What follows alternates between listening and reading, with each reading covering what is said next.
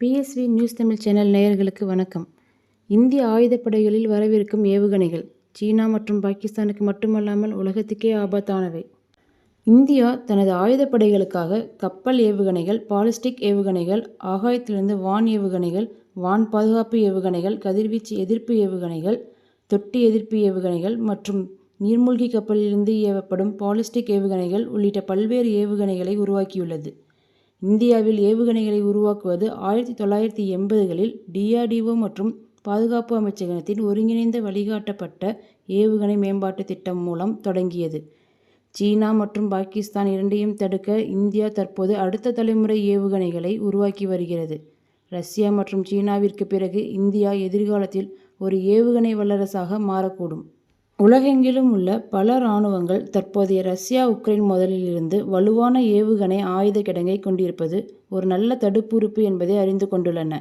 ஏனெனில் ஏவுகணைகள் உள்கட்டமைப்பு, கட்டளை மற்றும் கட்டுப்பாட்டு நிலையங்கள், விமான இலக்குகள், செயற்கைக்கோள்கள், டாங்கிகள் மற்றும் கவச வாகனங்கள், உற்பத்தி தளங்கள், போக்குவரத்து உள்கட்டமைப்புகள் மற்றும் பலவற்றை அளிக்கும் திறனை கொண்டுள்ளன.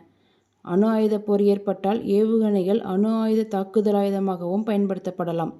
இந்த அனைத்து காரணங்களுக்காகவும் இந்திய ஆயுதப்படைகள் அதிக எண்ணிக்கையிலான நவீன தாக்குதல் மற்றும் தற்காப்பு ஏவுகணைகளை சேமித்து வைக்க விரும்புகின்றன. முதலில் பிரம்மோஸ்-2 ஹைப்பர்சோனிக் ஏவுகணை பற்றி காண்போம்.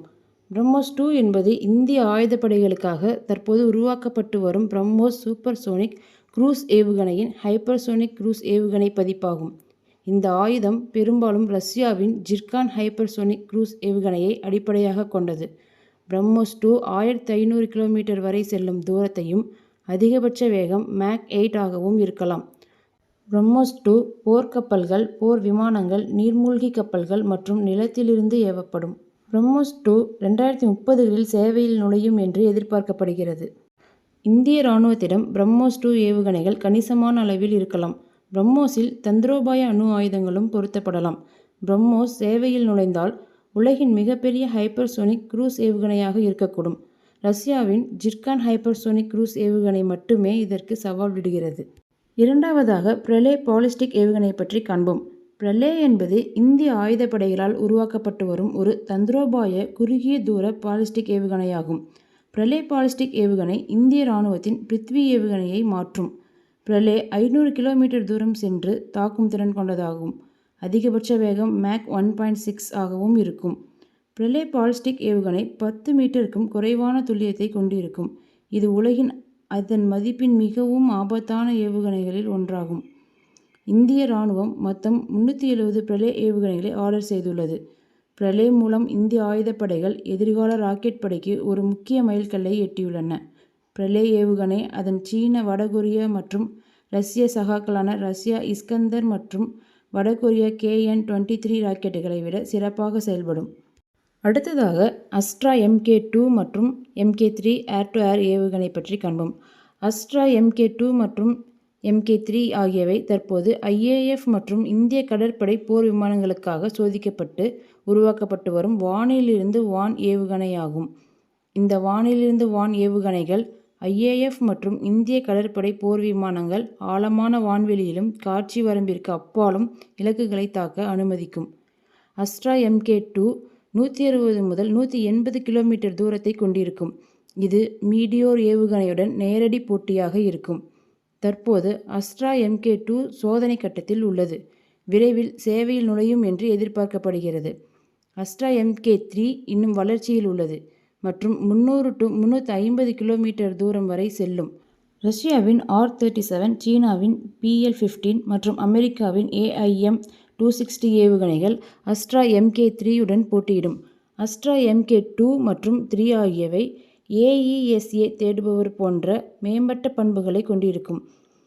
Mk2 மற்றும் Mk3 ஆகியவை ஐரோப்பிய மற்றும் அமெரிக்க சகாக்களை விட குறைந்த விலை கொண்டதாக இருக்கும். அடுத்தது K4 மற்றும் K5 SLBM ஏவுகணைகளை பற்றி காண்போம். K4 மற்றும் K5 நீர்மூழ்கி கப்பல் ஏவுதள ஏவுகணைகள் இந்திய கடற்படையின் SSBN-க்காக சோதிக்கப்பட்டு உருவாக்கப்பட்டு வருகின்றன. K4 ஏவுகணை 4000 கிலோமீட்டர் தூரம் வரை செல்லும்.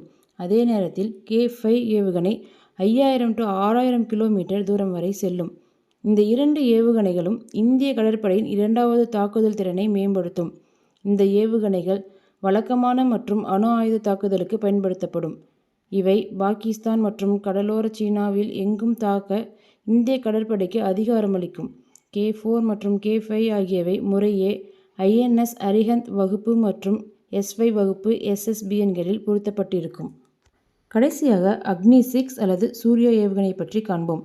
இந்திய இராணுவத்திற்காக DRDOவால் தற்போது உருவாக்கப்பட்டு வரும் மிகவும் வகைப்படுத்தப்பட்ட ஏவுகணை திட்டமாகும். அக்னி-6 என்பது MIRV திறன் கொண்ட ஒரு ICBM ஆகும்.